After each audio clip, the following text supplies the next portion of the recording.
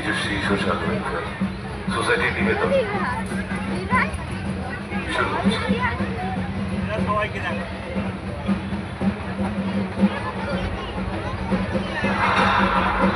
যে জাতিকে সমগ্র বিশ্ববাসী সম্মান করে মাতৃভাষা বাংলা অর্জনের জন্য, আজ সে জাতির সন্তান আবারও নিজের মাটিতে মিশে যাবে বাংলা ব্যতীত আওয়াজ না তুলতে পারায়।